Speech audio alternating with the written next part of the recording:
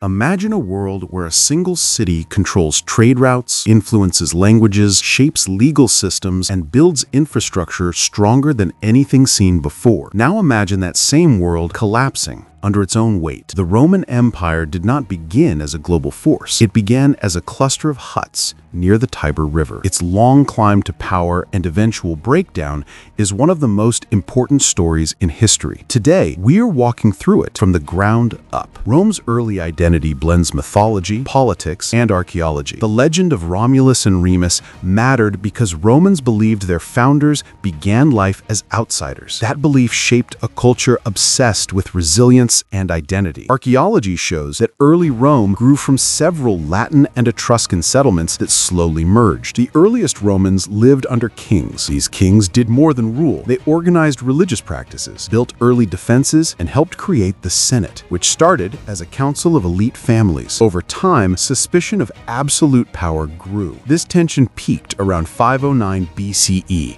when Romans expelled their final king, Tarquin the Proud, after the incident involving Lucretia. The monarchy was abolished and replaced with a republic. This step set Rome apart from many of its neighbors. Power would now come from elected magistrates, not a throne. The Roman Republic was designed around a shared authority and mutual oversight. Two consuls held the highest office and served together for 1 year. The Senate, filled mostly with aristocrats, advised on policy, finance, and foreign affairs. Citizens voted in assemblies that reflected social class, wealth, and military standing. This system was not fair by modern standards, but it was surprisingly effective at preventing long-term tyranny. It also encouraged competition. Politicians advanced by winning public favor, managing finances well, or securing military victories. Military success was the fastest way to rise, which meant the republic naturally expanded outward. Every successful campaign brought new land, wealth, and opportunities for ambitious leaders to claim credit. Carthage stood between Rome and dominance in the Western Mediterranean. It controlled trade,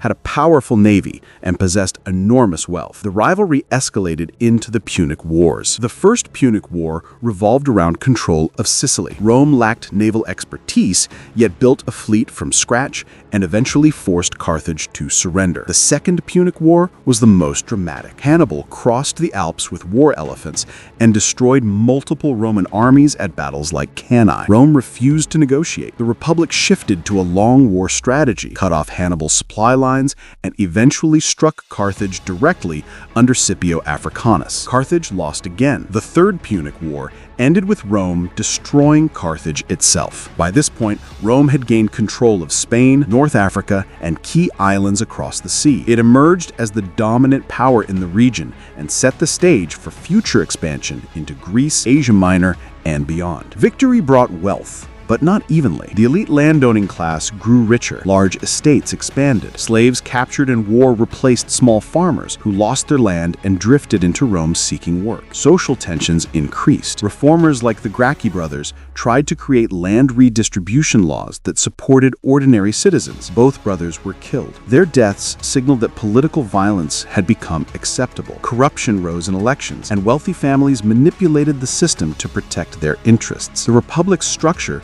once a source of strength, began to buckle under pressure from social inequality and power struggles. Rome entered a new era defined by military loyalty and personal power. Gaius Marius changed the army by allowing landless citizens to enlist. Soldiers now depended on generals for rewards and retirement benefits. This created personal armies. Lucius Cornelius Sulla marched those armies into Rome during a political conflict and seized control. His dictatorship set a dangerous precedent. If the political system failed you, you could take power by force. Julius Caesar took the next step. As governor of Gaul, he gained immense wealth and a fiercely loyal army. When the Senate ordered him to step down, he crossed the Rubicon and triggered a civil war. After defeating Pompey, Caesar became dictator for life. His assassination in 44 BCE was meant to restore the Republic, but it only fueled more instability. A final round of civil wars followed. Octavian, Caesar's adopted heir, defeated Mark Antony and Cleopatra in 31 BCE. With his victory, the Republic effectively ended. Octavian became Augustus,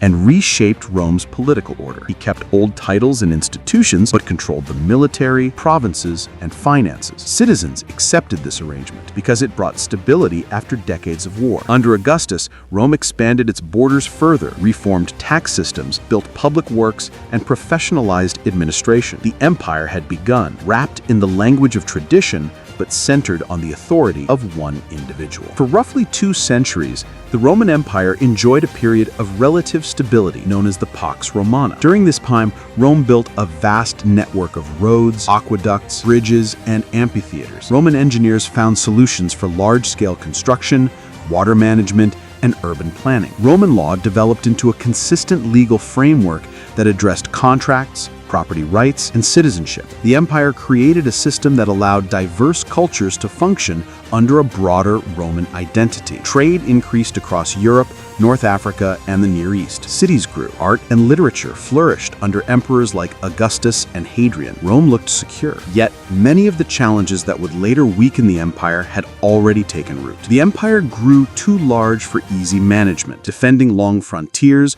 consumed money and manpower. Inflation eroded the economy when emperors debased the currency to pay troops. Population shifts, plagues, and agricultural problems placed more strain on the system. Political instability became a defining feature of the 3rd century. Some emperors ruled for only a few months. Armies stationed far from Rome had enough power to choose their own leaders. Civil wars became common and further weakened central authority. The empire survived this period, but it never fully recovered its earlier stability. Diocletian tried to solve administrative problems by dividing the empire into eastern and western regions with multiple rulers. This made short-term sense and improved local management, but it also made reunification harder. Constantine briefly reunited the empire and moved the capital east to Constantinople. After his death, the divide deepened again. The western half faced repeated invasions by groups such as the Visigoths, Vandals, and Huns. Many of these groups were pushed into Roman territory